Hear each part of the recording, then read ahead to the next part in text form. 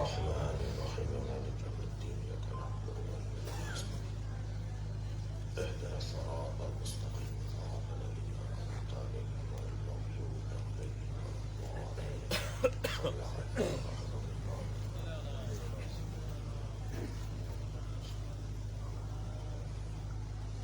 أعوذ بالله من الشيطان الرجيم بسم الله الرحمن الرحيم الحمد لله الذي لا يبلغ مدحته القائلون ولا يحصي نعماءه العادون ولا يعدي حقه المجتهدون الذي ليس لصفته حد محدود ولا نعت موجود ولا وقت معدود ولا أجل ممدود فطر الخلائق بقدرته ونشر الرياح برحمته الصلاة والسلام على الرسول المسدد المصطفى الأمجد المحمود الأحمد سيدنا ومولانا ومولى الكونين جد الحسن والحسين عاني والقاسم محمد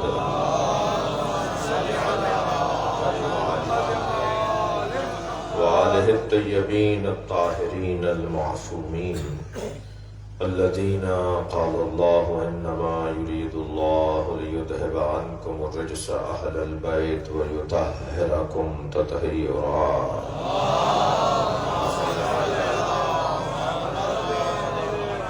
ولعنة الله على أعدائهم أجمعين من يوم عداوتهم إلى قيام يوم الدين. أما بعد قال الحكيم في القرآن الكريم بسم الله الرحمن الرحيم إن الله وملائكته يصلون على النبي يا أيها الذين آمنوا صلوا عليه وسلموا تسليما.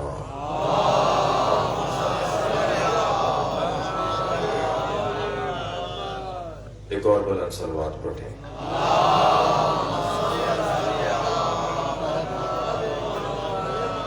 التماس ہے ایک سورہ فاتحہ 3 مرتبہ سورہ اخلاص.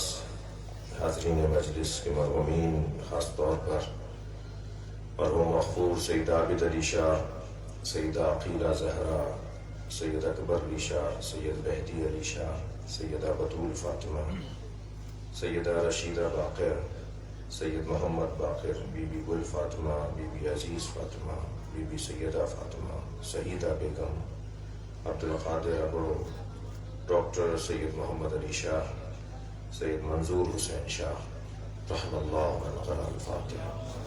بسم اللہ الرحمن الرحیم الحمد للہ رب العالمین الرحمن الرحیم مالک یوم الدین ایاک نعبد وایاک نستعین اهدنا الصراط المستقیم صراط الذین أنعمت عليهم غير المغضوب عليهم ولا الضالين. بسم الله الرحمن الرحيم قل هو الله أحد الله الصمد لم يلد ولم يولد ولم يكن له كفوا أحد. بسم الله الرحمن الرحيم قل هو الله أحد الله الصمد لم يلد ولم يولد ولم يكن له كفوا أحد. بسم الله الرحمن الرحيم قل هو الله أحد الله الصمد لم يلد ولم يولد ولم يكن له كفوا أحد. اللهم صل على محمد وعلى محمد. مغفرت کے لیے بلند تر صلوات.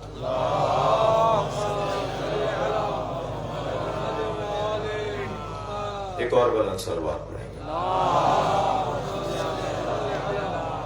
شعبان کا مہینہ ہے. میں آیت پر مجلس بعد میں پڑھوں گا، پہلے میں اپنا لکھا ہوا ایک قصیدہ سنانا چاہتا ہوں. رضا باشا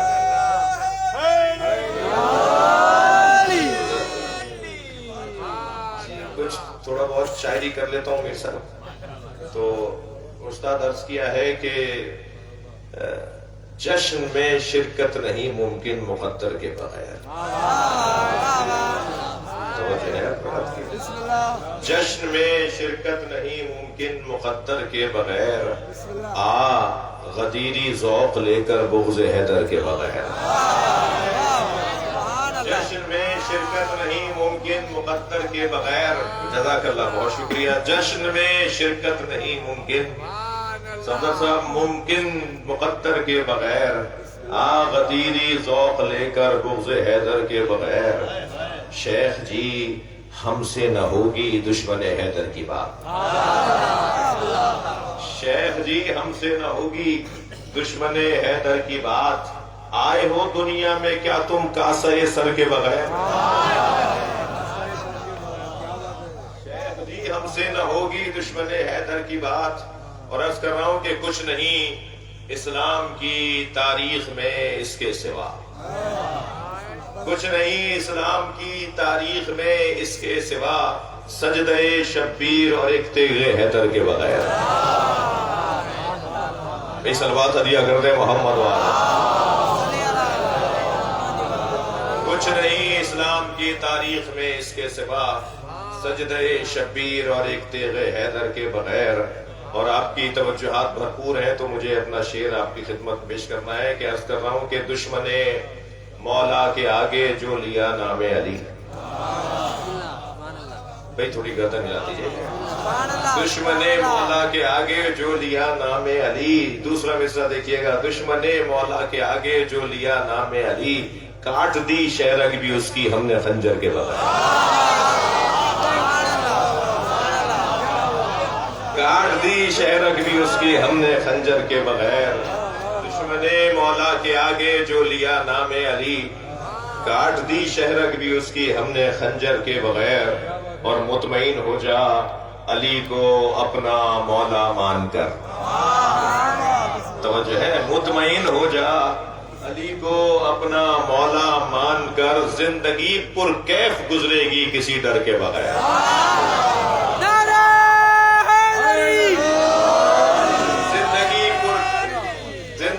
بہت شکریہ، زندگی پر کیف گزرے گی کسی ڈر کے بغیر۔ اور نور کا سایہ ہمیشہ نور ہی بنتا رہا۔ ان بچوں اور جوانوں کے لیے کہہ رہا ہوں، سرکار دو جہاں کا، مولا علی کا، امام حسن کا، امام حسین کا سایہ نہیں تھا، توجہ ہے، چہاردہ معصومین کے سائے نہیں تھے، جب وہ چلتے تھے نا ان کا سایہ نہیں ہوتا تھا۔ اگر آمادہ ہے تو ایک جملہ کہہ دوں، سایہ جو ہوتا ہے نا وہ اندھیرا ہوتا ہے، اور کبھی نور سے اندھیرا صادر نہیں ہوتا، نور سے نور ہی صادر ہوتا ہے، نور سے کبھی اندھیرا نہیں نکلتا۔ اور دوسری ایک وجہ یہ بھی ہے کہ کیوں سایہ نہیں تھا، شاید ایک وجہ یہ بھی ہے کہ سایہ جو ہوتا ہے وہ مالک سے، اصل سے کبھی آگے نکل جاتا ہے، کبھی پیچھے رہ جاتا ہے، کبھی اس سے بڑا ہو جاتا ہے، کبھی اس سے چھوٹا ہو جاتا ہے۔ جو آگے نکل جائے اسے غالی کہا جاتا ہے، جو پیچھے رہ جائے اسے مقصر کہا جاتا ہے۔ نہ وہ اچھا ہے نہ یہ اچھا ہے۔ مولا ہی تو وہ ہے جو طابق النال بالنال، بالکل نقش قدم پر چل رہا ہو۔ تو نور کا سایہ، توجہ ہے، نور کا سایہ ہمیشہ نور ہی بنتا رہا، نور کا سایہ ہمیشہ نور ہی بنتا رہا، ایک پل رہتے نہیں حیدر پیغمبر کے بغیر، ایک پل رہتے نہیں حیدر پیغمبر کے بغیر۔ اور دوش پر لے کر نہیں چلتا کوئی اس لاش کو، ایک جنازہ ہے جسے کوئی نہیں اٹھاتا، دوش پر لے کر نہیں چلتا کوئی اس لاش کو، زندگی بے رنگ دیکھی حب حیدر کے بغیر، زندگی بے رنگ دیکھی حب حیدر کے بغیر۔ اور اکثر کچھ نہ کچھ ہمیں جملے سننے کو مل رہے ہوتے ہیں تکفیریوں سے، اور کبھی یہ بل پاس کرواتے ہیں، کبھی یہ کوئی اور حرکت کر رہے ہوتے ہیں، تو ان ساری حرکتوں کو ذہن میں رکھتے ہوئے دو مصرے ہو گئے۔ تو وہ عرض کیا کہ مارے کا بدر و احد کا سوچ کر تازہ کرو، تم جنگیں دوبارہ چھیڑنا چاہ رہے ہو، بدر و احد دوبارہ تازہ کرنا چاہ رہے ہو، مارے کا بدر و احد کا سوچ کر تازہ کرو، ذکر حیدر آج بھی لڑتا ہے لشکر کے بغیر۔ صلوات پڑھ لیں محمد و آلہ۔ ذکر حیدر آج بھی لڑتا ہے لشکر کے بغیر۔ اور مختارز کیا ہے کہ مطلبی آسی بہت ہو، کہتی ہے اشعار چند، مطلبی آسی بہت ہو، کہہ دیے اشعار چند، رہ نہیں سکتے ہو تم فردوس میں گھر کے بغیر۔ صلوات پڑھ لیں محمد۔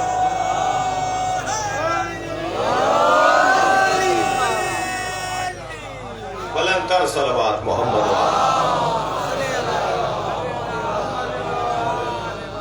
جی میں کچھ طے نہیں تھا، ارادہ نہیں تھا، مگر کچھ ایسی فضا ہوئی، کچھ ایسے درد بیان ہوا، پھر کچھ مائک پر بہت ساری باتیں کرنے کی بھی نہیں ہے، مگر وہ بھی جو درد مند ہوتا ہے، پریشان ہوتا ہے، وہ تو آدھا تو اس کا ذہن کام ہی نہیں کر رہا ہوتا، تو مائک پر بہت ساری باتیں کرنے کی بھی نہیں ہوتی۔ ہمیں تو کچھ پتہ بھی نہیں ہے، ہم سے کبھی کچھ نہیں کہا گیا، لیکن میرے بھائی نادر شاہ صاحب نے کہا ہے کہ وہ آپ سے ملیں گے بعد میں، تو مجموعی طور پر کیونکہ ایک فضا سی ہو گئی تھی تو میں نے کہا میں آپ کو قصیدہ سنا دوں، تو ایک صلوات پڑھ لیں محمد و آل محمد۔ اس سے بلند صلوات نبی علیہ۔ بھئی بہت بڑا مجمع ہے، اس سے بلند صلوات چاہیے۔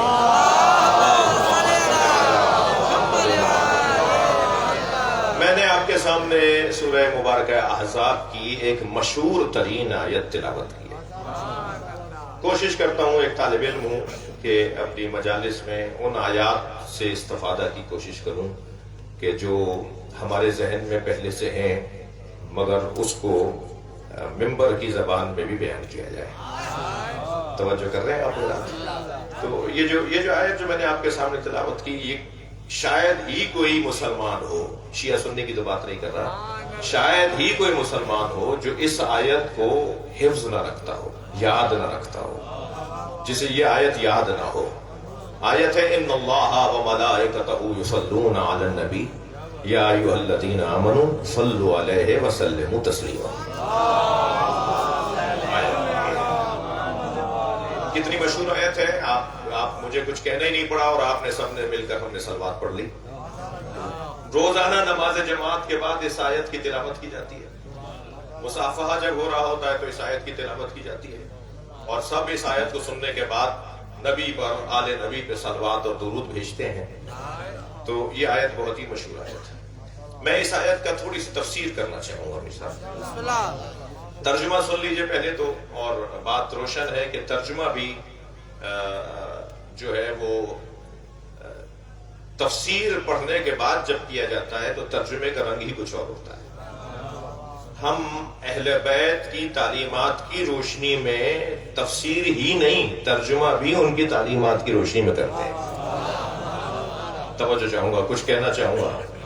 ہم صرف ترجمہ عربی گرامر جان کر، عربی ادب کو پہچان کر، عربی ادبیات سے اور شعر و شاعری سے متعلق معلومات جمع کر کے، قرآن عربی کی کتاب ہے، اس کا ترجمہ ہم صرف ادبی گرامر اور عربی ادب کی بنیاد پر نہیں کرتے، بلکہ ہم ترجمہ کرتے ہیں اہل بیت کی تعلیمات کی روشنی میں۔ میں ممکن ہے کوئی کہ صاحب یہ کیا بات کرنا چاہ رہے ہیں، میں اپنا مدعا اور روشن کرتا ہوں۔ مثال کے طور پر قرآن مجید کی جو آیت ہے، یا نساء النبی لستن کأحد من النساء ان اتقیتن فلا تخضعن بالقول فیطمع الذی فی قلبہ مرض وقلنا قولا معروفا۔ اے نبی کی زوجاؤں، تم عام عورتوں کی طرح نہیں ہو، شرط یہ ہے کہ تقوی اختیار کرو۔ دوسری شرط یہ ہے کہ خبردار میٹھی میٹھی گفتگو مت کرو، اس لیے کہ میٹھی اور دھیمی اور پیاری پیاری گفتگو سے ان لوگوں کے دلوں کا مرض بڑھ جاتا ہے جو پہلے سے ہی مریض تھے۔ ابھی آیت ہے بھائی۔ اور پھر بولو تو سیدھی سیدھی بات کرو، روکھی روکھی بات کرو، اور جب نامحرموں سے بات کرو تو تمہاری گفتگو روکھی ہونی چاہیے، تمہاری گفتگو کے اندر کوئی چاشنی اور جاذبیت نہیں ہونی چاہیے۔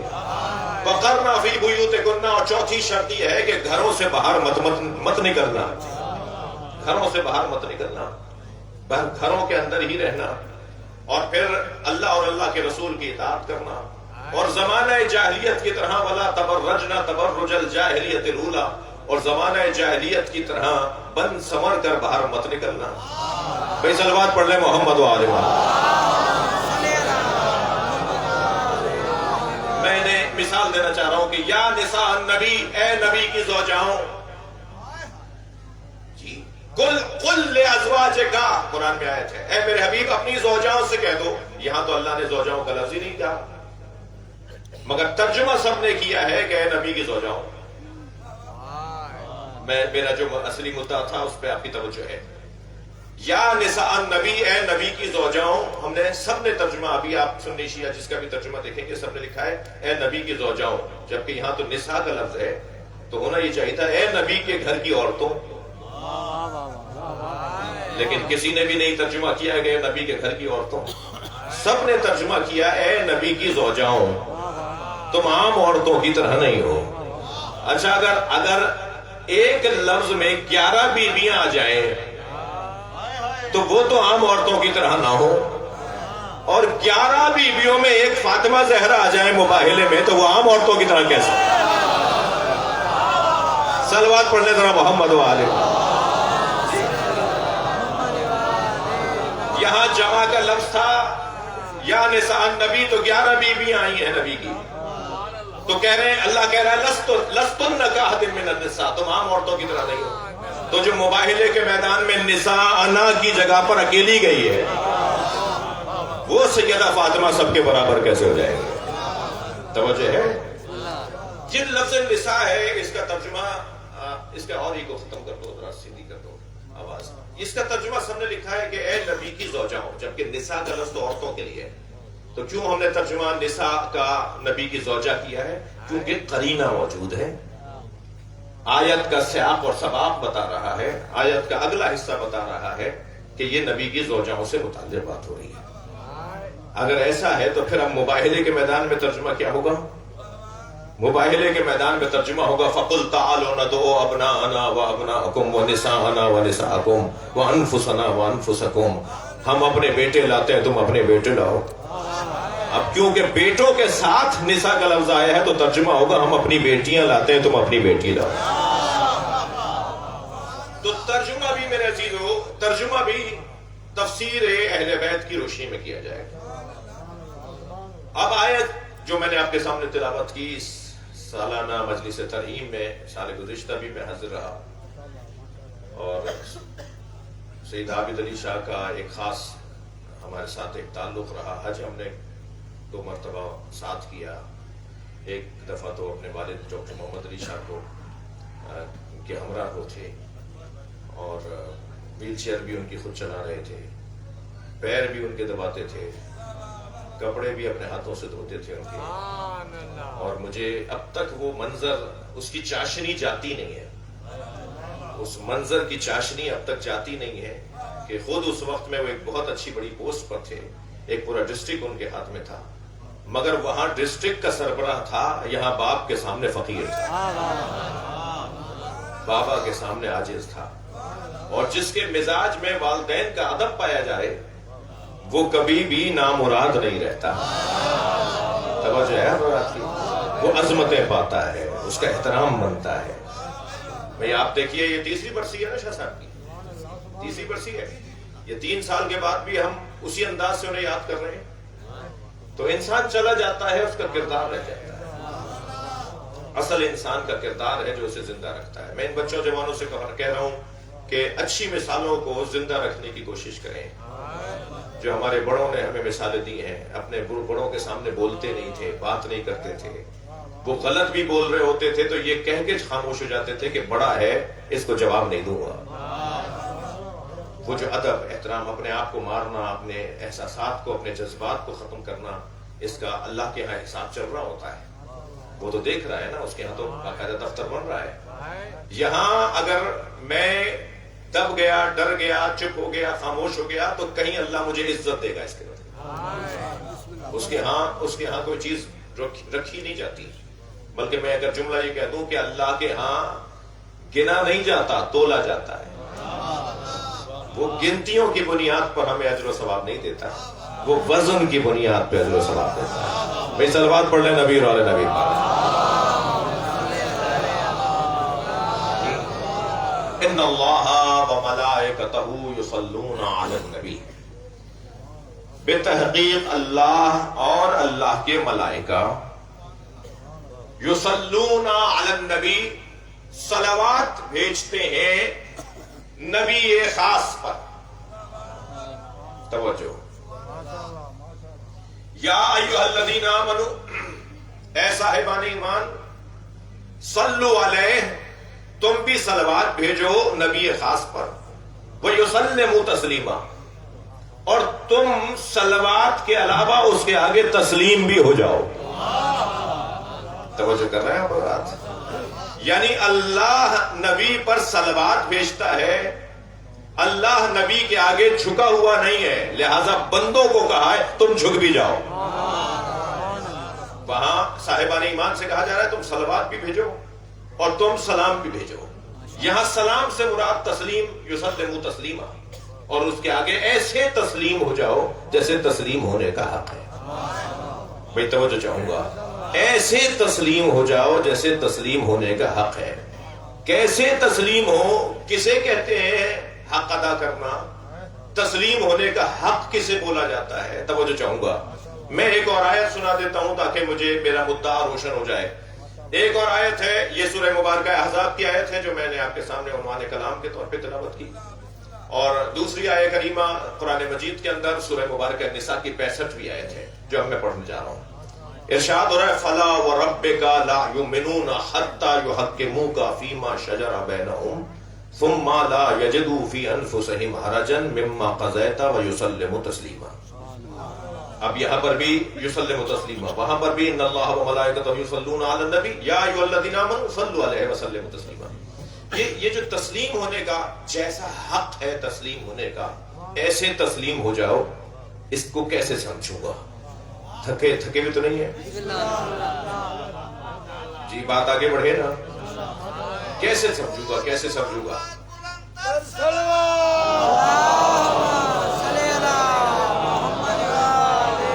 تسلیم ہونے کا حق ادا کرنے کا مطلب کیا ہے؟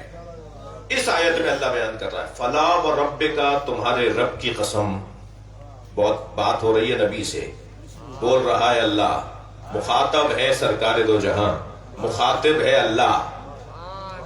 بات کیا کر رہا ہے؟ بات یہ کر رہا ہے تمہارے رب کی قسم. بول کون رہا ہے؟ خود رب بول رہا ہے. تمہارے رب کی قسم، یعنی پیار دیکھیے، محبت دیکھیے. تمہارے رب کی قسم، وہ مومن ہی نہیں ہو سکتا. بھائی مومن ہی نہیں ہو سکتا. امیر المومنین کی بات نہیں ہو رہی، حاکم مسلمین کی بات نہیں ہو رہی. جو نبی کے آگے تسلیم ہونے کا حق ادا نہ کرے وہ مومن نہیں ہے. مومنوں کا سربراہ کیسے ہوگا؟ فَلَا وَرَبِّكَ لَا يُؤْمِنُونَ حَتَّى يُحَكِّمُوكَ فِيمَا شَجَرَ بَيْنَهُمْ. تمہارے رب کی قسم، وہ مومن ہی نہیں ہے جو اپنے اختلافات میں، توجہ، جو اپنے اختلافات میں آپ کو اے میرے مصطفیٰ اپنا حکم نہ مانے. اچھا، جھگڑا مسلمانوں کے درمیان ہے، فیصلہ کوئی یہودی کرے گا؟ جھگڑا مسلمانوں کے درمیان ہے، فیصلہ کوئی عیسائی کرے گا؟ اللہ یہ کہہ رہا ہے وہ مومن ہی نہیں ہے جو اپنے جھگڑوں میں آپ سے فیصلہ نہ کروائے. یعنی مسلمانوں کو اگر اپنے اختلافات میں فیصلہ کروانا ہے تو قرآن یہ کہہ رہا ہے کہ میرے نبی سے فیصلہ کرواؤ. کیا؟ فیما شجرا بینہم، خبردار اپنے اختلافات میں، لا یحکموک، جو تمہیں حکم نہ مانے، لا یؤمنون، وہ مومن نہیں ہے. اچھا، اور پھر فیصلہ آ جائے تو کیا کرے؟ ثم، اچھا فیصلہ پہلا مرحلہ تو یہ ہے کہ اسے حاکم مانو. جب وہ حکم بن جائے اور تمہارا فیصلہ کر دے تو ثم لا یجدوا فی انفسہم حرجا مما قضیت، اور جو میرے نبی آپ فیصلہ سناتے ہیں اس فیصلے پہ بال برابر بھی شک نہ کرتا ہو. بھائی یہ ذرا مشکل کام ہے. یعنی کتنا مشکل وہ کام تھا فیصلہ کروانا، اس سے ذرا مشکل بڑا کام یہ ہے کہ جب فیصلہ میرے خلاف چلا جائے تب بھی میں مان جاؤں. نبی نے فیصلہ کر دیا ہے چاہے میرے خلاف جا رہا ہے.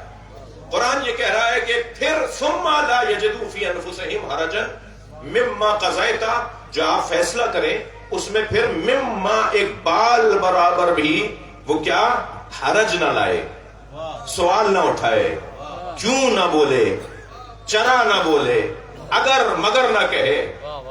جو نبی کے فیصلے پہ اگر مگر کہے وہ مومن نہیں ہے. بال برابر بھی اگر کوئی شک کر رہا ہو تو وہ مومن نہیں ہے. عزیزان گرامی، میں کہتا ہوں لسٹ بنائیے کہ کون کون سے جھگڑے مسلمانوں میں ہیں، اور وہ سارے جھگڑوں کی لسٹ بنانے کے بعد سرکار دو جہان کی خدمت میں جا کے دیکھتے ہیں کہ نبی نے ان کا فیصلہ کیا کیا ہے. جو مسلمانوں کے درمیان اختلافی موضوع ہے ان میں سے ایک موضوع ہے علی کی خلافت. بھئی تھوڑا گردن ہلائیے اگر میرا مضمون آپ تک جا رہا ہے تو. ایک مضمون ہے مولا علی کی خلافت. ہم مسلمان اس مسئلے پر آپس میں اختلاف کا شکار ہیں. کوئی کہتا ہے خلیفہ چوتھے ہیں، کوئی کہتا ہے خلیفہ پہلے ہیں، کوئی تو یہ بھی لکھ دیتا ہے کہ وہ چوتھے بھی نہیں ہیں. ہاں، ابن تیمیہ نے تو بہت کچھ لکھا ہوا ہے. تو جب اختلافی مسئلہ ہوا تو سرکار سے پوچھ لیتے ہیں، اور سرکار جو فیصلہ کر دیں گے اس کو ماننا ہی ایمان کی علامت ہے، اور اس کے بعد پھر شک کرنے والا مومن ہو نہیں سکتا. تو نبی مکرم نے مسلمانوں کے اختلاف کو مٹانے کے لیے غدیر کے میدان میں اعلان کیا، من کنت مولا فہذا علی مولا. میں جس کا مولا تھا،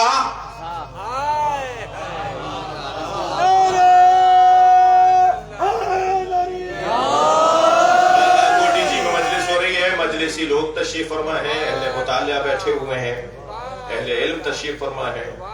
ممکن ہے کوئی کہے کہ صاحب یہ کوئی نئی بات آج لے آئے، یہ کہاں سے لے آئے؟ یہ کیا ترجمہ تھا کہ میں جس کا مولا تھا؟ ہم نے تو اب تک ذاکرین سے خطبہ سے سنا ہے میں جس کا مولا ہوں. من کنت مولا، جس کا میں مولا ہوں، فہذا علی المولا، اب علی اس کا مولا ہے. اور آپ ترجمہ کر رہے ہیں کہ میں جس کا مولا تھا. تو بھائی بات تو عربی کی ہے تو عربی گرامر سے ہی سمجھنا ہوگا نا. اگر یہاں میرے اس ترجمے سے کسی کو اختلاف ہے کہ من کنت مولا، میں جس کا مولا تھا، فہذا علی المولا، اب علی اس کا مولا ہے، اگر اس کے ترجمے سے کسی کو اختلاف ہے تو پھر مجھے بتائیں اس حدیث قدسی کا ترجمہ بھی ایسے کیوں نہیں کرتے، کنتو کنزن مخفیہ، میں چھپا ہوا خزانہ تھا. میں چھپا ہوا خزانہ، سب یہی ترجمہ کرتے ہیں نا، میں چھپا ہوا خزانہ تھا. کنتو وہاں حدیث قدسی میں ہم ترجمہ کر رہے ہیں کہ میں چھپا ہوا خزانہ تھا، یہاں ترجمہ نہیں کر رہے کہ میں جس کا مولا تھا. کیا ہے حدیث قدسی میں؟ من کنتو مولا فہذا علی المولا. حدیث قدسی میں کیا ہے؟ حدیث قدسی میں ہے کنتو کنزن مخفیہ، میں چھپا ہوا خزانہ تھا. فاحببت ان اعرف، میں نے چاہا کہ میں پہچانا جاؤں. فخلقتک یا محمد، اے محمد مصطفیٰ میں نے تمہیں بنایا ہی اس لیے ہے تاکہ میں پہچانا جاؤں. یعنی نبی کی خلقت کے بعد اب اللہ چھپا ہوا خزانہ نہیں ہے، جو مصطفیٰ بتائیں گے وہی ہنرمندی ہے. مسلمانوں کے درمیان کیا اختلاف ہے بھائی؟ مسلمانوں کے درمیان اختلاف یہ کہ مولا علی پہلے خلیفہ، اس مجمع کی اکثریت کہتی ہے خلیفۃ بلا فصل. مسلمانوں کی ایک تعداد یہ کہتی ہے کہ نہیں علی چوتھے خلیفہ. یہ اختلاف ہو گیا یا نہیں ہو گیا؟ دوسرا اختلاف یہ ہے مسلمانوں کے درمیان کہ علی چوتھے خلیفہ ضرور ہیں مگر فضیلت میں پہلے ہیں. یہ مسلمانوں کے درمیان، انہی میں سے کچھ کہتے ہیں نہیں چوتھے ہیں تو چوتھے ہیں. یہ چوتھے ہیں تو پہلے کیسے ہوں گے؟ یعنی انہی بھائیوں میں سے کچھ کہتے ہیں کہ ہیں چوتھے، خفا تو نہیں ہو رہے آپ؟ ہیں چوتھے مگر فضیلت میں پہلے ہیں. تو انہی میں سے کچھ کہتے ہیں کہ نہیں جو چوتھا ہے وہ چوتھا ہے. اب جو بر صغیر کے اندر خاص طور پر اور ترکی کے علاقوں میں اور بعض ایران کے علاقوں میں اور بعض عرب ممالک کے اندر جو صوفیاء کرام ہیں، جو تصوف والے لوگ ہیں، مزاروں والے لوگ ہیں، البتہ عرفان اور تصوف کا ایک موٹا سا فرق ہے، ایک نہیں بہت سے فرق ہے. میں نے پچھلی مجلس میں بھی کوٹی جی کے اندر کچھ بیان کیا تھا. میں مضمون کو میرے علم میں ہے کہ اس مضمون کو علیحدہ سے بیان کرنے کی ضرورت ہے، لیکن جو رائج اور مصطلح شخصیات ہیں اور مزارات ہیں اور بزرگان دین ہیں، انہیں کہا جاتا ہے کہ صوفی بزرگ تھے، صوفیانہ کلام کہنے والے تھے، صوفی کلام کہا انہوں نے. ٹھیک ہے، جو صوفی بزرگ ہیں، توجہ، جو تصوف والے لوگ ہیں، ان میں 99%، 1% کی میں گنجائش چھوڑ رہا ہوں اس اختلاف کرنے والے کے لیے جو ممکن ہے کہ اسے اختلاف کر جائے، ورنہ 100% صوفیوں کا عقیدہ یہ ہے کہ علی خلافت میں چوتھے نمبر پر ہے اور عظمت میں پہلے نمبر پر. جی جی، دہلی کے اندر بہت بڑا مزار ہے خواجہ غریب نواز کا. میں ان کی زیارت کے لیے دہلی ہو کر آیا تو ان کے جو سجادہ نشین ہیں حسن نظامی، وہ ایک یوم حسین میں خطاب کرنے کے لیے آئے اور کہنے لگے میں سنی ہوں مگر تفضیلی ہوں، میں سنی ہوں مگر تفضیلی ہوں. اور تفضیلی سنی اسے کہا جاتا ہے جو بعد از نبی علی کی فضیلت کا قائل ہو. توجہ ہے ہمارا، یعنی نبی کے بعد اگر کوئی افضل ترین وجود ہے، بھائی مولا علی کا نام سن کے آپ کے چہرے میں جو رونق آتی ہے،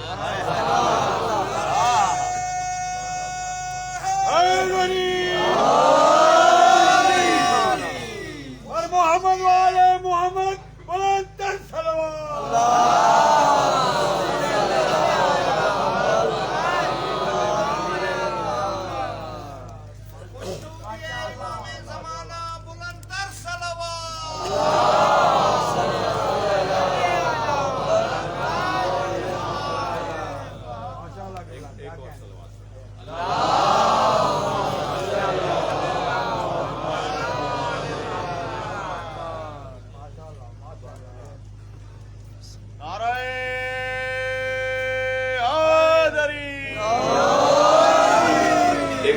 صلوات اللہم صلی اللہ.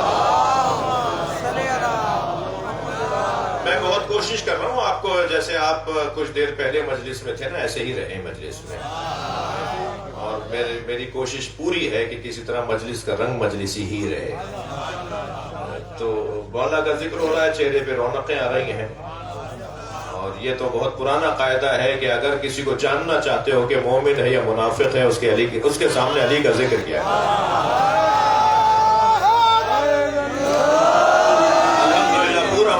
حشاش بشاش نظر آ رہا ہے علی مولا کا نام سے. یہ آپ کے چہرے کی تازگی بتا رہی ہے کہ ماں باپ نے عبادت کی تھی، غلطی نہیں کی تھی. صلوات پڑھ لیں محمد و آل محمد. تو یہ جو بحث ہے نا کہ مولا، تو وہ فرمانے لگے میں سنی ہوں مگر تفضیلی سنی ہوں، اور تفضیلی سنی اسے کہتے ہیں جو بعد از نبی علی کی فضیلت کا قائل ہو. اب دلیل ان کی سنیے، وہ کہتے ہیں سنو، علی خلافت کی ترتیب میں چوتھے ہیں مگر فضیلت کی ترتیب میں پہلے ہیں. ہاں سنیوں کا مجمع تھا، ایک سنی بھائی کھڑا ہو گیا، شیعوں کا مجمع، شیعہ بھی تھے سنی بھی تھے، تو سنی بھائی کھڑا ہو گیا، اس نے کہا کہ خواجہ صاحب بات سمجھ میں نہیں آ رہی، جو فضیلت میں پہلا ہو اسے خلافت میں بھی پہلا ہونا چاہیے.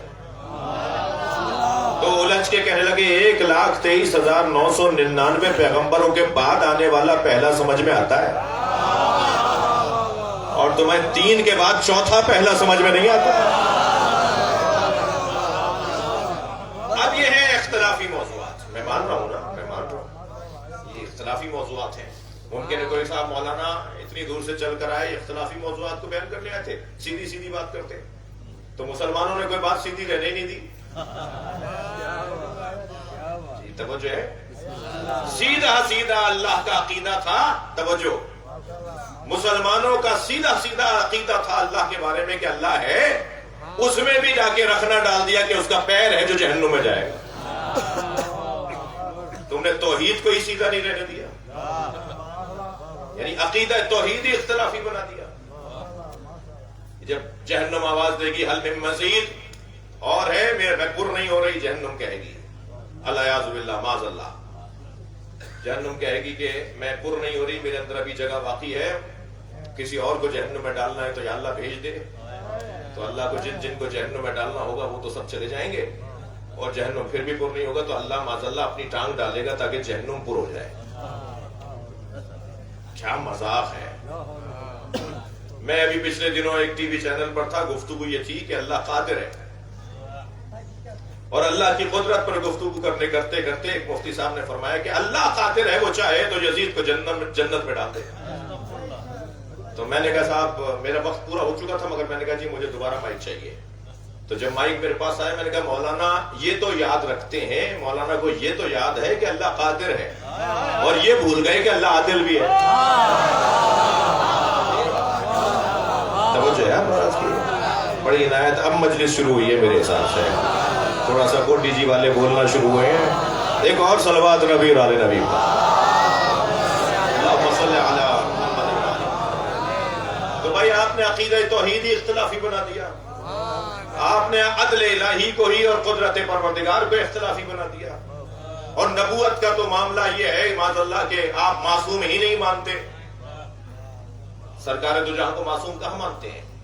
معاذ اللہ فلاں غلطی کر کے، معاذ اللہ فلاں کام کر کے آ گئے، معاذ اللہ فلاں کوتاہی غلطی ہو گئی حضرت سے، معاذ اللہ لکھا پڑا ہے سب کچھ جی۔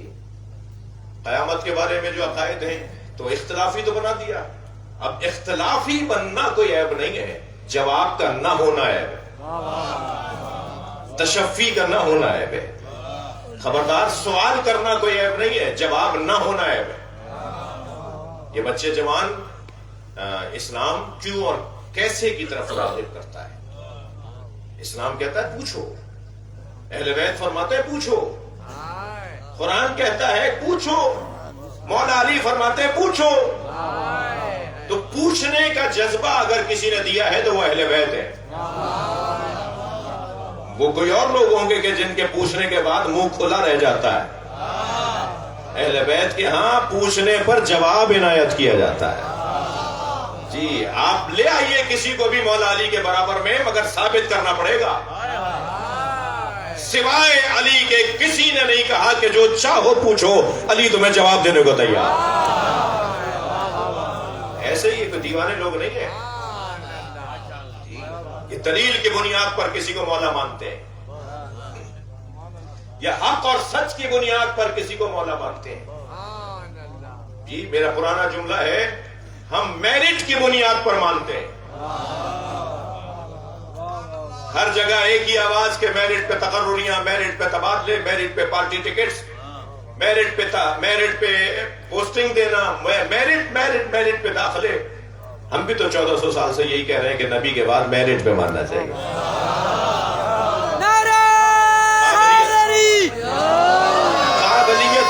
قابلیت کی بنیاد پر تسلیم کیا جائے۔ تو بھائی اختلافی بنا دیا۔ اب جب مسئلہ اختلافی بنا دیا تو پھر اس کا حل بھی قرآن کہہ رہا ہے کہ اگر اختلاف ہو تو پھر تم اپنا فیصلہ نبی کے پاس لے جاؤ۔ تو نبی کے پاس فیصلہ ان اختلافات کا یہ گیا ہے، وہ یسلم تسلیما۔ ایک پہلو ہے اس آیت کی تفسیر کا یہ کہ جو نبی نے فیصلہ کر لیا اسے مان لو۔ خیبر کے موقع پر توجہ، خیبر کے فتح کے موقع پر، فتح خیبر کے موقع پر جس نے جتنی زحمت اٹھائی تھی سرکار نے، اس کی قدردانی کی خاطر اتنا ہی مال غنیمت اسے دیا۔ تو اب اس قاعدے کے مطابق تو بات روشن ہے نا کہ سب سے زیادہ مال کسے ملا ہوگا؟ ایسا ہی ہے نا؟ سرکار نے ہر ایک کی محنت کی بنیاد پر اس کو مال غنیمت دیا جو وہاں سے مال غنیمت آیا۔ تو مولا علی کو سب سے قیمتی لباس ملا جسے قطیفہ خیبری کہا جاتا ہے جی۔ ایک لباس تھا جو خیبر کے قلعے سے آیا تھا، اور وہ لباس وہاں کے بادشاہ کا تھا، وہاں کے سردار کا تھا، اور اس لباس کے اوپر سونے کی تاروں سے وہ لباس بنا ہوا تھا، اور اس پہ ہیرے جواہرات چڑھے ہوئے تھے۔ ایک صلوات اور پڑھ لیں ذرا نبی کی ذات۔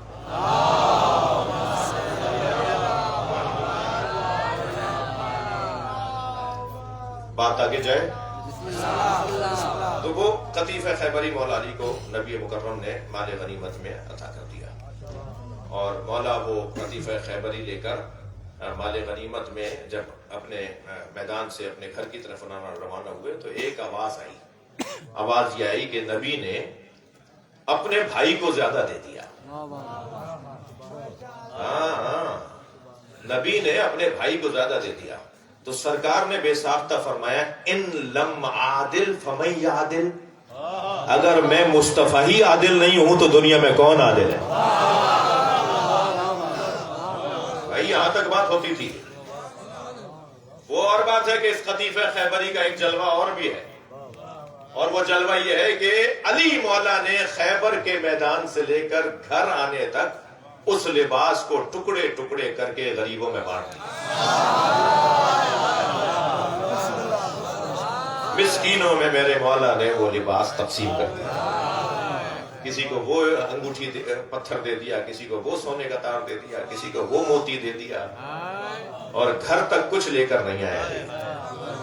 اور جب سارا عالم اسلام، مسلمانوں کی ساری برادری مدینہ پہنچی تو آ کر کہا یا رسول اللہ آج علی کے پاس پیسہ بہت ہے، ہم سب کھانا علی کے گھر کھائیں گے۔ یہ تو گھرانہ ہی ایسا گھرانہ ہے کہ ان کے پاس نہیں ہوتا تب بھی دیتے ہیں۔ توجہ ہے؟ اب آ گئے ہیں مولا کے دروازے پر اور کہتے ہیں جی ہمیں کھانا آپ کے ساتھ کھانا ہے۔ ادھر مولا وہ سب کچھ بانٹ کر آ گئے، کس بنیاد پر آئے کہ پیسہ بہت ہے، اور جو پیسہ تھا وہ علی رستے میں بانٹا ہے۔ سیدہ کو جا کر کہا یا زہرا ہمارے گھر مہمان 1 2 3 بھی نہیں، ہمارے گھر بہت بڑی تعداد میں مسلمان ہیں، مہمان ہیں، انہیں کھانا کھلانا ہے، گھر میں کیا ہے؟ بی بی نے فرمایا یا علی آپ دسترخوان لگائیے، اللہ رزق دینے والا ہے۔ سبحان اللہ۔ مولا فرماتے میں نے دسترخوان سیدھا کیا، اور جب میں گیا ہوں دوبارہ سیدہ کے پاس تو میں نے کیا دیکھا؟ سیدہ کے سامنے دسترخوان لگا ہوا ہے اور انتہائی لذیذ وافر مقدار میں غذائیں رکھی ہوئی ہیں، انتہائی لذیذ غذائیں وافر مقدار میں۔ مولا فرماتے ہیں میں نے یہ منظر دیکھا کہ سیدہ کے سامنے طرح طرح کے کھانے چنے ہوئے ہیں، اور ایسے خوبصورت اتنے حسین برتنوں کے اندر وہ کھانے رکھے ہیں کہ میں آمادہ ہوا کہ واپس جا کر سرکار کے میں نے قریب آ کر کہا یا رسول اللہ آپ ذرا گھر میں تشریف لائیے اور آپ اپنی فاطمہ کی عظمت دیکھیے۔ توجہ چاہوں گا بھائی۔ مولا علی فرماتے ہیں میں نے نبی کو دعوت دی اور سرکار آئے، اور سرکار نے جب وہ منظر دیکھا تو سرکار نے وہ منظر دیکھ کر سیدہ سے ایک سوال کیا یا فاطمہ انا لک ھذا، اے فاطمہ یہ کہاں سے آیا ہے؟ تو بی بی نے بے ساختہ وہی جملہ کہا جو قرآن میں حضرت مریم نے اس وقت کہا تھا جب جنت سے کھانا آیا تھا۔ فرمایا ہوا من عند اللہ، یہ اللہ کی طرف سے آیا ہے۔ تو نبی نے جیسے ہی سیدہ کا یہ جملہ سنا پیشانی سجدے میں رکھ دی، اور سجدے میں اللہ کا شکر ادا کر کے مولا کی طرف دیکھا اور فرمایا یا علی جب یہ آیت مجھ پر نازل ہوئی کہ اللہ نے مریم کے لیے ہمیشہ جنت سے کھانے بھیجے تو میں سوچتا تھا یہ عظمت میری فاطمہ کی کب سامنے آئی، اور آج میں اپنی فاطمہ کی عظمت اپنی آنکھوں سے دیکھ رہا ہوں۔ روایت کتنی اچھی اور حسین ہے جو میں نے آپ کو ہدیہ کر دی، مگر اب جو 2 جملے کہنے جا رہا ہوں شاید اب تک کے حسن میں وہ حسن ختام ہے، اور وہ کیا ہے؟ نبی نے کیا آواز دے کر کہا یا علی ھذہ جفنۃ التی، شعبان کا مہینہ ہے بھائی، میں نے جان بوجھ کے اس روایت کو یہاں تک پہنچایا آپ کو سنانے کے لیے۔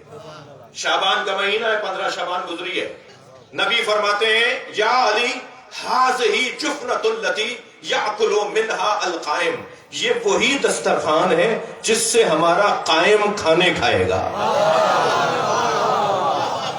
صلوات پڑھنا امام زمانہ پر۔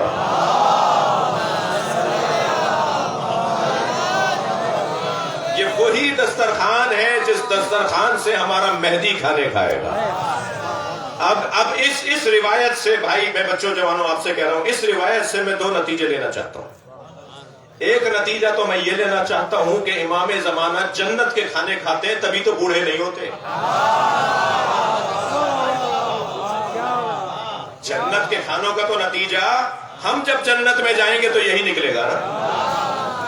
جنت کے کھانوں کا اثر باڈی پر نہیں ہوتا، یہ دنیا کے کھانوں کا اثر ہوتا ہے جو ہمارے بدن پر ہوتا ہے۔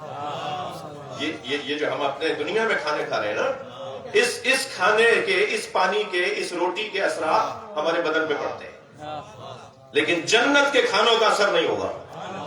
تو جو کھاتا ہی جنت کا کھانا ہو پھر وہ 1150 سال کا ہوگا، نظر 40 سال کا آئے گا۔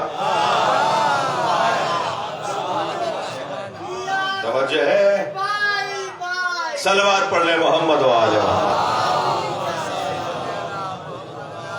توجہ ہے حضرات کی؟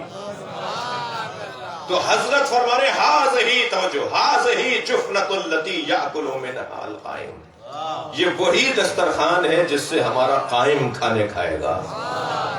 میرے بچوں جوانوں، جب حضرت ظہور فرمائیں گے تو ابھی 1150 سال کی عمر ہے، مگر جب حضرت ظہور فرمائیں گے تو 40 سال کے ہوں گے۔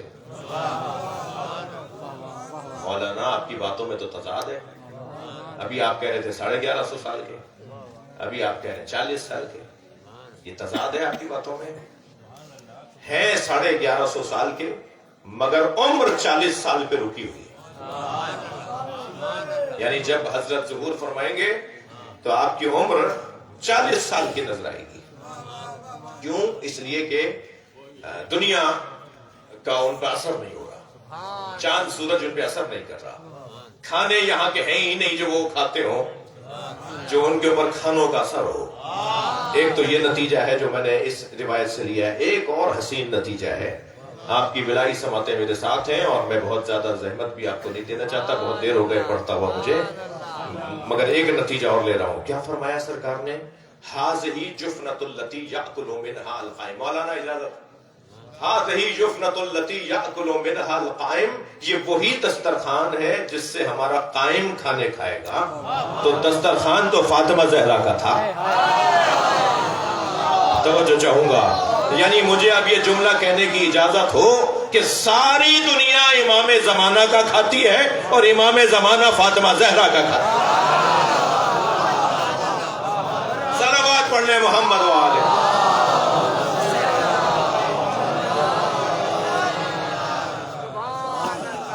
نبی کے آگے تسلیم ہونے کا نتیجہ یہ ہے کہ ان کی بات کو، ان کے فیصلے کو مان لیا جائے۔ ان اللہ وملائکتہ یصلون علی النبی یا ایھا الذین آمنوا صلوا علیہ وسلموا تسلیما۔ اے صاحبان ایمان، صلوات بھی یعنی تعریفیں بھی، عظمتیں بھی، صلوات سے مراد تعریفیں ہیں، عظمتیں ہیں،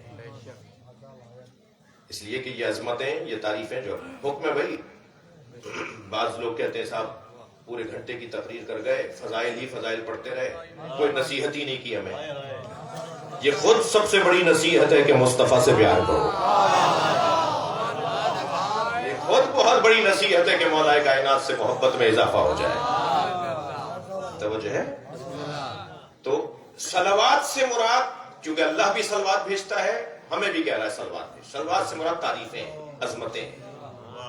میں اپنے مصطفیٰ کی عظمتوں کو بیان کرتا ہوں، تم بھی میرے مصطفیٰ کی عظمت کو بیان کرو۔ حکم یہ ہے کہ میرے مصطفیٰ کی عظمتوں کو بیان کرو، جس کو ہم نعت کہتے ہیں، جس کو ہم منقبت کہتے ہیں، جس کو ہم عظمت کا بیان کہتے ہیں، یہ جو اتنی دیر سے ہو رہا ہے، یہ حکم قرآن ہے، یہ اللہ کا حکم ہے کہ میرے مصطفیٰ کی عظمتوں کو بیان کرو۔ اور وَيُسَلِّمُ تَسْلِيمًا، اور تسلیم یعنی ان کی اطاعت میں آ جاؤ، جیسا میرا مصطفیٰ کہہ رہا ہے ایسے ہی ہو جاؤ۔ سرکار نے اعلان نبوت کیا، بس چند جملے، انہی ایام میں ایک عرابی، ایک بدو، ایک دیہاتی جو ابھی اسلام قبول، موٹی موٹی باتیں سمجھتا ہے، اسے باتیں سمجھ میں نہیں آ رہی، ایسا ایک بندہ سرکار کی مسجد کے دروازے پر آ کے کھڑا ہو گیا، سامنے نبی محراب میں تشریف فرما ہے، آواز دے کر کہتا ہے، اے عبداللہ کے بیٹے، میرے پاس اتنا وقت نہیں ہے کہ میں تمہارے پاس بیٹھ کے تمہارا اسلام سمجھوں، میں اپنے اونٹ کے گھٹنے میں عقال باندھ کر آیا ہوں، اگر زیادہ دیر کی میں نے تو وہ اپنا گھٹنا کھول لے گا، کھل جائے گا اور وہ بھاگ جائے گا، میرا اونٹ فرار کر جائے گا، مجھے یہیں کھڑے کھڑے بتائیے کہ اسلام کیا ہے، میں آپ کے پاس زیادہ نہیں بیٹھ سکتا۔ تو حضرت نے فرمایا کہ تمہیں وہیں سے میں ایک جملے میں بتاتا ہوں اسلام کیا ہے۔ فرمایا الاسلام هو التسلیم، اسلام اپنے مالک کے آگے جھک جانا ہے، اپنے مولا کے آگے تسلیم ہو جانا ہے۔ تو ہمارا مولا کون ہے؟ ہمارا مولا اللہ، انما ولیکم اللہ۔ ہمارا مولا کون ہے؟ ہمارا مولا رسول اللہ و رسولہ۔ ہمارا مولا کون ہے؟ علی، جس نے حالت رکوع میں زکوٰۃ دی۔ تو اپنے مولا کے آگے جھک جانے کو اسلام کہا جاتا ہے۔ مولا کل اور مولا مطلق، اور مولا کا بھی مولا اللہ، اور اس اللہ نے جس مصطفیٰ کو مولا بنایا وہ مصطفیٰ مولا، اور ان مصطفیٰ نے جس علی کو مولا بنایا وہ علی مولا۔ اور ان مولاؤں کے آگے اپنے مولا کے آگے تسلیم ہو جانا اسلام. مان لینا بات کو، تسلیم ہو جانا اپنے مولا کے آگے، اسی کو اسلام کہا جاتا ہے. لہذا فلا وربک لا یؤمنون حتی یحکموک فیما شجر بینہم ثم لا یجدوا فی انفسہم حرجا. خبردار بال برابر بھی شک نہیں کرو نبی کے فیصلے پر. یہ نبی نے فیصلہ کیا ہے، گویا اللہ کا فیصلہ ہے، اور تمہارا تسلیم ہو جانا ہی تمہارا اسلام ہے. نبی نے ہمارا مولا علی کو قرار دیا. نبی نے اہل بیت ہماری ہدایت کے لیے ہمیں وصیت کے طور پر دیے. میں تمہارے درمیان دو چیزیں چھوڑے جا رہا ہوں، ایک قرآن اور ایک اپنی اولاد، اپنی عطرت، اپنی اہل بیت. ان دونوں سے جڑے رہو گے تو گمراہ نہیں ہوگے، اور اگر انہیں تم نے چھوڑ دیا تو تم گمراہ ہو جاؤ گے. یہ تمہیں چھوڑ کر کہیں نہیں جائیں گے حتی یرد علی الحوض، یہ تو محشر تک تمہارے درمیان رہیں گے. خبردار تم انہیں مت چھوڑ دینا، یہ تمہیں چھوڑنے کے لیے نہیں بنائے گئے. تم کمزور پڑ جاتے ہو جو انہیں چھوڑ دیتے ہو. وَاعْتَصِمُوا بِحَبْلِ اللَّهِ جَمِيعًا وَلَا تَفَرَّقُوا. اللہ کی رسی کو اتنی مضبوطی سے پکڑو کہ تمہارا ہاتھ کٹ جائے مگر ہاتھ چھوٹنے نہ پائے. تمہیں نقصان ہو جائے مگر تمہارا ہاتھ اس کی گرفت سے ہٹنے نہ پائے. اعتصام، مضبوطی سے پکڑ لینا ان کو. ان سے اتنا سنجیدہ ہو کے جڑ جانا کہ ہر بات پر تم یہ سوچنے کو تیار ہو سکتے ہو جاؤ کہ یہ صحیح ہے یا نہیں ہے، مگر جب بات علی اور اولاد علی کی آئے تو کوئی بحث ہی نہیں ہے کہ یہی صحیح ہے. ان کو ہم چھوڑ نہیں سکتے. یہ ہے اسلام کا خلاصہ، یہ ہے نبی کے آگے تسلیم ہونا. میں تمہارے درمیان حسن چھوڑ کے جا رہا ہوں، میں تمہارے درمیان حسین چھوڑ کر جا رہا ہوں. میرے حسین کو اکیلا مت کرنا. جس حسین کے لیے اتنا کچھ فرمایا وہ حسین کربلا میں اکیلے کھڑے ہیں. اجرکم اللہ. اللہ کا نظام بھی اللہ کا ہے، جسے ساری دنیا نے چھوڑ دیا تھا آج ساری دنیا اسی کا نام لیتی ہے. وہ جو اللہ کی خاطر تنہا کھڑا تھا پھر اسی اللہ نے سب کو حسین کا بنا دیا. لہذا خود مناجات میں فرماتے ہیں، یا اللہ جس نے تجھے کھو دیا اسے کیا ملا، اور جس نے تجھے پا لیا اس کا کیا کھویا، اس کا کیا نقصان ہوا. پھر ایک اور جگہ فرماتے ہیں، یا اللہ جس نے مخلوق کی خاطر خالق کو چھوڑ دیا اسے نہ مخلوق ملی نہ خالق ملا، اور جس نے خالق کی خاطر مخلوق کو چھوڑ دیا اسے خالق بھی ملا اور وہ مخلوق بھی ملی جسے وہ چھوڑ چکا تھا. یہ حسین مولا جو کربلا میں تنہا کھڑے تھے نا، میں ایک لفظ بار بار تیسری دفعہ کہہ دیا میں نے، تنہا کھڑے تھے. تنہائی تو ایسی تھی کہ کوئی حسین کی حمایت کرنے والا نہیں تھا. تنہائی تو ایسی تھی کہ کوئی پتھر مار رہا تھا، کوئی نیزہ چبھو رہا تھا، کوئی تیر مار رہا تھا، کوئی گرم کربلا کی ریت مٹھیوں میں اٹھا اٹھا کے پھینک رہا تھا. اجرکم اللہ، اجرکم اللہ. اللہ آپ کو کوئی غم نہ دے سوائے غم اہل بیت میں ہمیں رونے رلانے والوں میں قرار دے. دو چار جملے سن لیجیے حضرت. وہ حسین ابن علی جب کربلا کے میدان میں اپنے گھوڑے پہ بیٹھ کر آئے تو منظر کچھ یہ تھا کہ ہر طرف سے حسین کو مارنے والے تیاری کر رہے تھے کہ اب کون تیر چلائے گا اور کون نیزہ پھینکے گا. اور حسین مولا نے کچھ دیر کے لیے شجاعت حیدری کا اظہار کیا، جلالت الہیہ کا اظہار کیا، جمال پروردگار دکھانا شروع کیا کہ فوجیں بھاگنا شروع ہو گئیں. اکیلا تنہا حسین ہزاروں سے لڑ رہا تھا، مگر حسین مولا کا جلال ایسا تھا کہ جہاں زلجنا موڑتے تھے اس طرف سے وہ سپاہی بھاگنے لگتے تھے. 6 مہینے پر ایک سفر سے گیا ہوا، 6 مہینے سے سفر پر تھا ایک مسافر جو کوفے میں داخل ہوتا ہے. کیا دیکھتا ہے؟ سارے بازار بند ہیں، دکانیں بند ہیں، کوئی چہل پہل نہیں ہے، کوئی انسان نظر نہیں آ رہا، کوئی دکان کوئی بازار کھلا نظر نہیں آ رہا.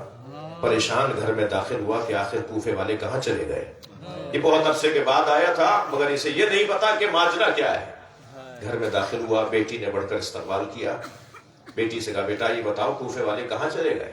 کہا بابا آپ بھی دوبارہ سے تجدید قوہ کیجئے اور دوبارہ اپنا سامان باندھیے اور یہاں سے چلے جائیے کربلا. اس لیے کہ کربلا میں ایک باغی نے خروج کیا ہے اور حاکم کا اعلان یہ ہے کہ اگر اس باغی کو مارنے کے لیے نہ گئے تو پھر نہ جانے والے کو سزا دی جائے گی، جو اسے مارنے نہیں جائے گا اسے سزا دی جائے گی. بابا کہیں مخبری نہ ہو جائے کہ آپ کوفے میں ہی تھے اور آپ باغی کو مارنے نہیں گئے. اس کا نام ہے عبداللہ ابن عفیف ازدی. یہ کہتا ہے کہ میں نے اپنی بیٹی سے پوچھا کہ وہ باغی کون ہے. کہا بابا باغی کا نام نہیں بتا رہے، بس اتنا کہہ رہے ہیں کہ باغی کو مارنے جاؤ. عبداللہ کہتا ہے میں نے پھر گھوڑا تیار کیا، بیٹھ کر جانا چاہتا تھا کہ بیٹی نے رخصت کرتے ہوئے کہا بابا جہاں آپ باغی کو مارنے جا رہے ہیں اس زمین کا نام کربلا، اور اس زمین پر جو جنگ ہو رہی ہے وہ یقیناً تمام ہوگی اور یہی لشکر جیتے گا جو سب سے بڑے لشکر ہے. بابا جب مال غنیمت ملنے لگے تو یمنی پتھر میرے لیے لے آئیے، میں اپنے گلے کا ہار بنانا چاہتی ہوں، میں زیورات بنانا چاہتی ہوں. عبداللہ کہتا ہے کہ میں نکلا اپنے گھر سے، جب کربلا پہنچا تو عاشور کا دن تھا اور عصر کا وقت تھا. میں نے عجیب منظر دیکھا. ایک 56 سالہ بوڑھا زخمی ہے جس کا ماما کھل کے اس کی گردن میں آ گیا ہے، جسے ہر شخص مارنا چاہتا ہے. میں بھی یہ سوچ رہا تھا کہ اس کو مار دوں گا تو جنگ ٹھنڈی پڑ جائے گی. عبداللہ کہتا ہے میں نے اپنا گھوڑا اس کے گھوڑے کے پیچھے لگایا، چند ذرا کے فاصلے پہ اس کا گھوڑا رہ گیا تھا. میں نے چاہا کہ تلوار نکال کر اس پر حملہ کروں تو اس نے مڑ کر مجھے دیکھا اور مجھے دیکھ کر کہا عبداللہ قریب آؤ. عبداللہ کہتا ہے میرے ہاتھ پیر کانپنے لگے، میرے نام سے مجھے کیسے جانتے. میں گھبرا کے رکا تھا کہ پھر ان کی آواز آئی عبداللہ جلدی آؤ. میں ابھی چاہتا تھا کہ کوئی جواب دوں تو ان کی آواز آئی یہ لو انگوٹھی، یہ عقیق یمنی ہے، اپنی بیٹی کو جا کے دینا اور کہنا میں باغی نہیں ہوں، میں مصطفیٰ کا نواسا حسین ابن علی ہوں. اجر و قبل اللہ. مولا کے قدموں میں گر گیا، مولا حسین آپ ہیں. مولا کا دفاع کرنے لگے، بس آخری جملے مولا کا دفاع کرنے لگے. مولا نے فرمایا عبداللہ چلے جاؤ، کوفے واپس چلے جاؤ. کہ مولا میں آپ کو اکیلا چھوڑ کر کیسے چلے جاؤں؟ کیسے آپ کو اکیلا چھوڑ کر چلا جاؤں؟ فرمایا کوفے چلے جاؤ، کچھ دن بعد میری زینب آئے گی، انہیں کچھ چادریں لا کر دے دینا. نبی زادیاں بے مخنا و چادر ہوں گے، واہ حجابہ کے نوحے بلند ہو رہے ہوں گے. اللہ لعنت اللہ علی القوم الظالمین. یا اللہ ان آوازوں کو رحمت رونے والوں کی توفیقات میں اضافہ فرما، مرحومین مغفورین منظورین کے درجات کو بلند فرما. پروردگارہ عابد علی شاہ اور اس گھر کے تمام مرحومین جن کے نام میں نے ارتکاب دیے ان کی کوتاہیوں سے درگزر فرما. امام زمانہ کے ظہور میں تعجیل فرما. رحم اللہ من قرأ الفاتحہ. الرحمن الرحیم ایاک نعبد و ایاک نستعین صراط غیر المغضوب علیہم. بسم اللہ الرحمن الرحیم.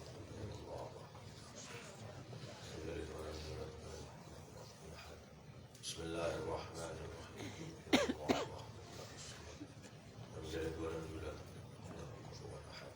اللهم صل على محمد وعلى محمد صلوات